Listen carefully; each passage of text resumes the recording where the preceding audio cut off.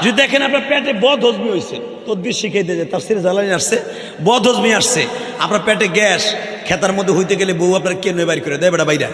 তুই রাসায়নিক ক্ষেপণাস্ত্র মারতাছোস নি,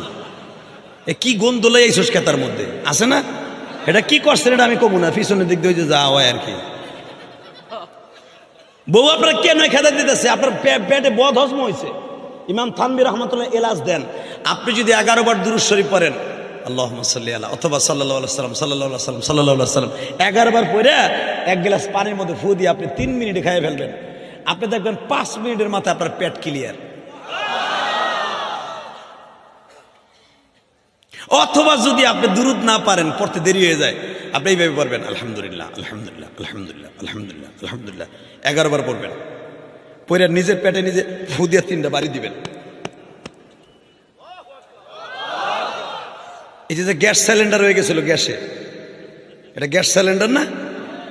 আমাকে মাসাসির আগে চলা দিয়ে পাক করতো, নাড়া দিয়ে বেড়া দিয়ে খড়ি দিয়ে পাক করতো, এত খাওয়া খাইতেন, হান কি বইরা বইরা, গ্যাস নাই,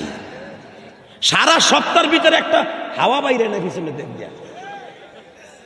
কথা কর না গে। আর এখন গ্যাস সিলিন্ডার কিনে দিছেন, ওই আর পাক খাইয়া নিজে গ্যাস সিলিন্ডার হয়ে গেছে।